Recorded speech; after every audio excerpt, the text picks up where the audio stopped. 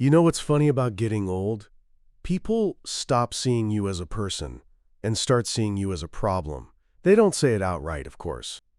They say things like, "We just don't have space right now," or "You deserve to relax somewhere peaceful." But underneath those sugar-coated words is the truth. They're too cowardly to admit you've become an extra mouth to feed. And that's exactly what my son told me, word for word, the day he kicked me out of the home I built. He looked me in the eyes, his wife standing behind him with her arms crossed, and said, "Dad, you're an extra mouth. We can't afford it anymore." For a second, I thought I'd misheard. I worked 40 years for that roof over their heads. I put food on that table when we had nothing but debt and determination. And now, suddenly, I'm a burden. I didn't yell. I didn't cry. I just stared at him. Because when your own blood turns you away, there's nothing left to say that won't make you sound pathetic. So I packed my things, not much, a suitcase of clothes, my father's watch, and the deed to a small piece of land I'd held on to for decades. As I walked out, my grandson peeked from behind the curtain. He was only 10, but his eyes said everything his father's mouth couldn't. Shame, confusion, fear. I left quietly that night, took the bus to an old motel on the edge of town. Smelled of mold and cigarette smoke, but it was cheap, and no one asked questions. I remember sitting there, staring at the cracked ceiling, thinking, so this is how it ends. Not with peace, not with family, but with rejection from the very people you'd die for. But something strange happens when you hit rock bottom. You start seeing things clearly. The fog lifts. You stop trying to be liked and start thinking strategically. My son thought I was too old, too weak, too irrelevant to matter anymore. And maybe that's what fueled me. I wasn't angry, not yet, but I knew one thing for certain. He'd made a mistake thinking he could throw me away like an old chair. 2 weeks later, I started walking past their neighborhood again, pretending I was just getting exercise. Their house sat in a row of identical duplexes, all owned by one landlord, a man named Harris, who used to come to my hardware store back in the day. I hadn't seen him in years, but I figured he might remember me. So I paid him a visit. Harris had aged too, gray hair, slower steps, but still sharp as ever. We talked, reminisced about the old days, and over coffee he mentioned he was getting ready to sell the whole building complex. He said he was tired, wanted to retire, move to Florida. My heart skipped a beat. "Sell?" I asked, pretending to sound casual. "The whole block?" "Yep," he said, "every unit. Got a few offers, but no one's serious yet. You know how the market is." And that's when it hit me. The spark, the plan, the quiet revenge that would taste better than any shouted argument ever could. I still had money saved, decades of work, and a small inheritance my wife had left behind. It wasn't enough to buy all 12 units outright, but Harris was old school. He trusted handshake deals and long-term people. I made him an offer, a fair down payment, and the rest over time. He smiled. "You always were a straight shooter," he said. "Let's do it." Just like that, within a month, I became the owner of the building that housed my ungrateful son's family. They had no idea. The deed was signed quietly. The old landlord introduced me as the new management, and I told the tenants not to worry, rent would stay the same for now. But for my son, I had something special in mind. I waited. Patience is an art when you've been humiliated. You can't rush satisfaction. It needs to simmer. For the first few weeks, I acted like nothing had changed. Sent out notices for minor repairs, updated a few contracts, replaced the old lawn service. My son even complained to his wife one afternoon, saying, "The new landlord's a pain, keeps inspecting everything." I heard it through the walls as I pretended to chat with another tenant. I smiled. When the paperwork was fully processed and the ownership cleared, I mailed out a notice. Rents across the board would increase modestly, a small bump everyone could afford. Except for one unit, his. That rent tripled.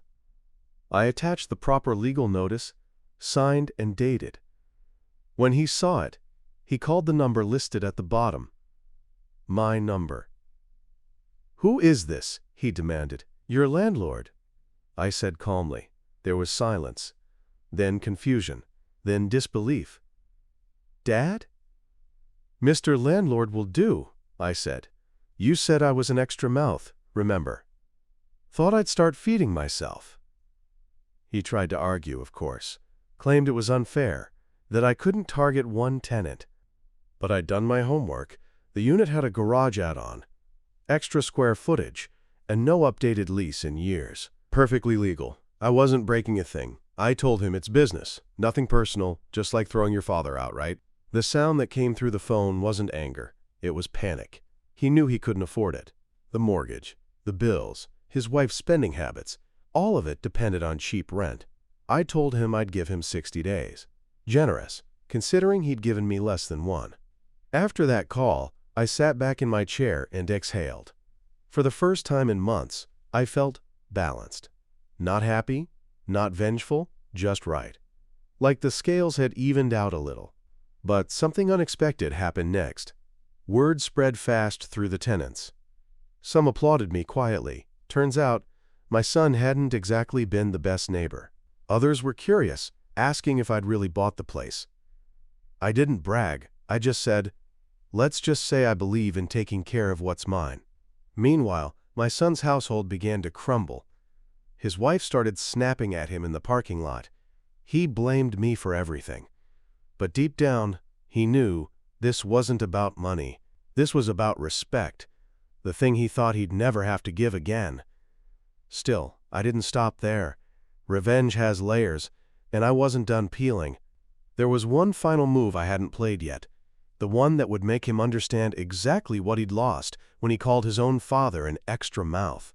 And that move started the moment he showed up at my door, eyes sunken, voice trembling, saying, "Dad, we need to talk." He stood there like a ghost, the same son who once told me I was an extra mouth to feed. But now he looked like he hadn't slept in days. His clothes were wrinkled, his pride barely holding him upright. I didn't invite him in at first. I just watched him shift uncomfortably on my doorstep, like he was waiting for a storm that had already passed. "I didn't come for money," he said quietly. "We're just struggling." I leaned against the doorframe and crossed my arms. "You mean since your rent tripled?" He flinched. Couldn't even look me in the eyes. "You didn't have to do that." "No," I said. "I didn't. But you didn't have to kick me out either. We both made choices, didn't we?" He sighed, running a hand through his hair. "It wasn't supposed to go like that, Dad. We were under pressure, Emily lost her job, and I cut him off. You could have told me that. Instead, you decided the problem was me." He didn't respond. The silence stretched between us, heavy, uncomfortable. Finally, I opened the door wider and said, "You can come in." But not as my son trying to fix things. As a man who needs to understand what respect actually means. He nodded, hesitated, then stepped inside. The apartment was small but clean. A modest place, mine. He looked around, probably realizing I'd done fine without his help. I poured him some tea and sat across the table from him, letting the clock tick in the background. "You know what hurts the most?" I said finally. "It's not that you threw me out. It's that you thought I was disposable. You didn't even think twice before doing it. That told me everything I needed to know about who you've become." He stared at the cup in front of him. "I know," he said softly. "I messed up." "Messed up?" I leaned forward. "You shattered something that doesn't get repaired with apologies. You humiliated me in front of your family, made me feel like I was a stranger in my own bloodline. And now you're here because money got tight." His eyes started to water, but he blinked it away. I didn't think it'd end like this. I thought I was doing what's best for my family. And you thought I wasn't family anymore," I said. "Tell me, how's your son? Does he still hide behind the curtains when there's tension in the house?" He froze. Didn't expect me to remember that detail. He asks about you, he admitted. Wants to know why you don't visit. I nodded slowly. Because you made sure I couldn't. That's when I saw it. The regret, the real kind. It wasn't performative or manipulative. It was raw. And I'll be honest, it hit me harder than I expected. I'd built this wall of revenge so strong, I'd almost forgotten there was still a piece of me that cared. But care doesn't mean forgiveness. Not yet. I sipped my tea and looked him in the eye. You know, when you threw me out, I sat in that motel and thought about ending it all. Thought maybe you were right. Maybe I really was just taking up space. But then I realized something. The moment you stop being useful to others is when you find out what you're truly worth. You thought I had nothing left to offer, but I still had the one thing you never learned to use properly. What's that? He asked quietly. Patience, I said. Patience and leverage. He didn't respond, but I could see the understanding dawning on his face. He knew I hadn't just raised him. I'd taught him, through example, what power looks like when it's silent. He'd just never paid attention. After a long pause, he asked, "What do you want me to do?" "Nothing," I said.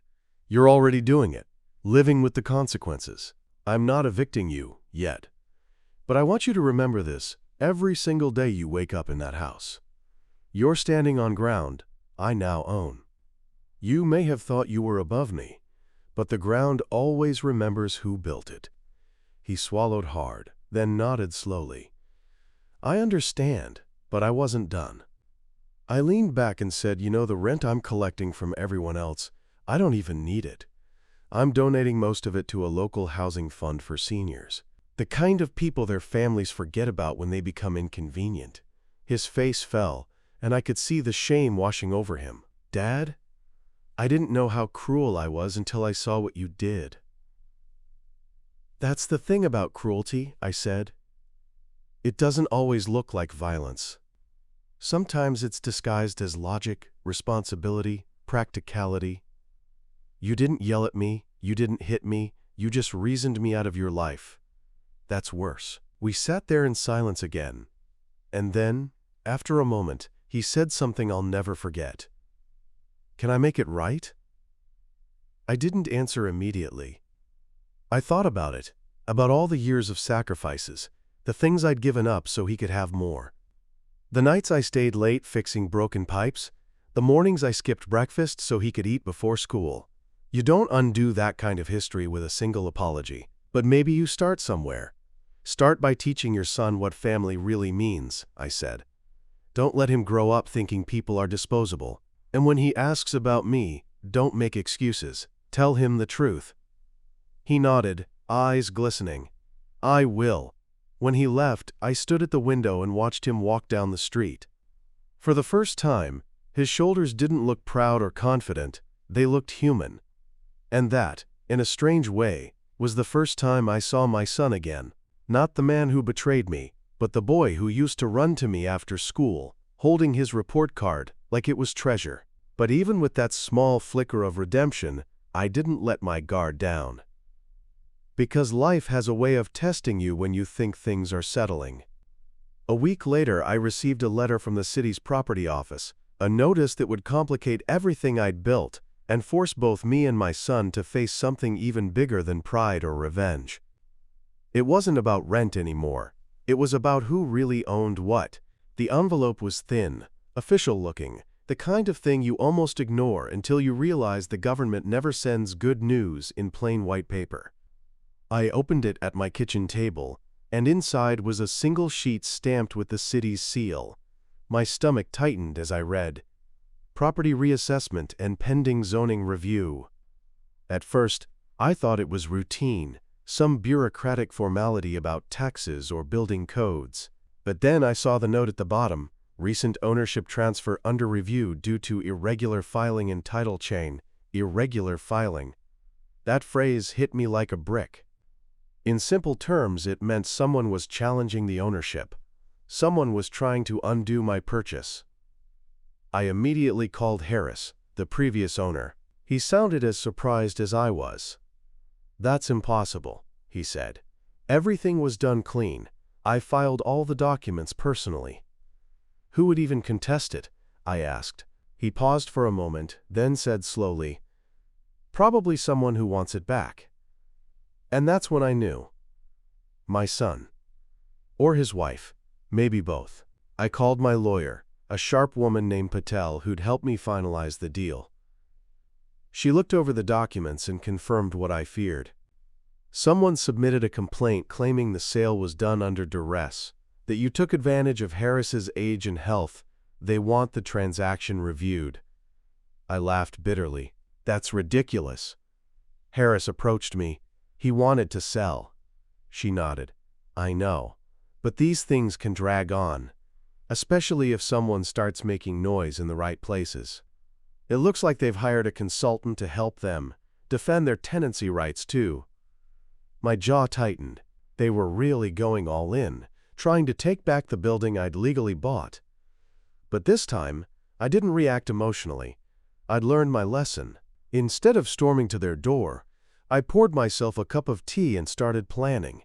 Because the thing about revenge is, if you do it right, you don't need to raise your voice. You just let reality do the talking. First thing I did was dig deeper into the complaint. The consultant they'd hired was a man named Reeves. I recognized the name instantly. He was a slick, fast-talking real estate fixer I dealt with years ago when he tried to lowball me on a property sale. He was the kind of guy who thrived on loopholes, the kind who could twist paperwork into a weapon. So I set up a meeting, not with Reeves, with his boss, because people like him always work under someone bigger, someone who actually runs the operation. And when I met her, a woman named Clara, I didn't waste time with small talk. "I know what your man is doing," I said. "He's pushing a false claim. You should know that Harris is still alive and ready to testify that the sale was clean." Clara raised an eyebrow, smiled faintly, and said, "Then you have nothing to worry about, do you?" I leaned forward.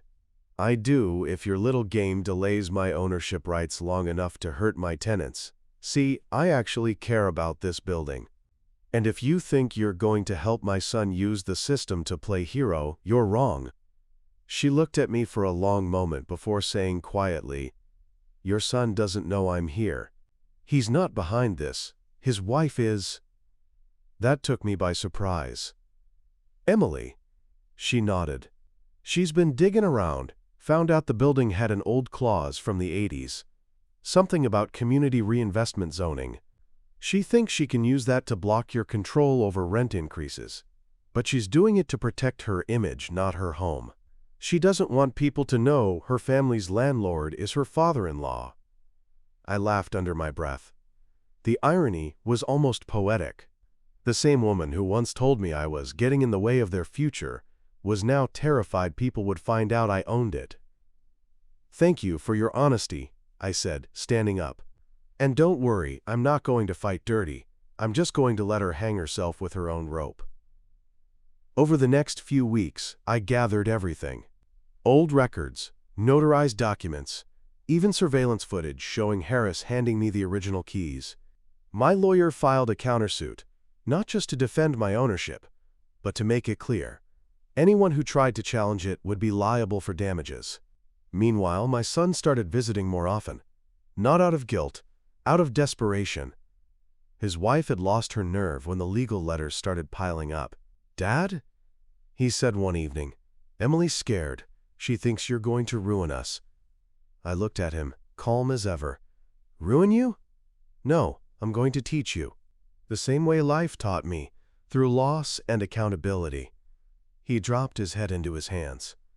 "I just wanted peace." "Peace," I said quietly, "comes when you've faced the truth, not when you run from it." That night, after he left, I stood by the window watching the lights of the building across the street, my building, glow against the dark. Each apartment held a story, a family, a heartbeat. And for the first time in a long time, I realized something. This wasn't revenge anymore. This was restoration. But just as I started to feel that calm again, life threw one final twist. One morning, I got a call from my lawyer. "Mr. Patel," she said, her tone urgent. "There's been a fire. One of the units in your building went up last night. Minor damage, no injuries, but you'll want to see this." My heart sank. I drove there immediately. When I arrived, I saw smoke stains creeping up one wall, the faint smell of burnt plastic in the air. Firefighters said it was an accident, a faulty outlet in the living room. But as I looked closer, something didn't sit right. The burn marks were too clean, too contained, almost staged. Then I saw her, Emily, standing across the street, arms folded, whispering into her phone. She looked up and saw me, froze for a second, then turned away. That's when I knew. The game had gone too far. This wasn't about family anymore. This was a battle between pride and truth. And as much as it hurt me to admit, I was ready to fight fire with something far more dangerous: exposure. Because if they wanted to destroy everything I'd built, I was going to make sure everyone knew exactly who lit the match.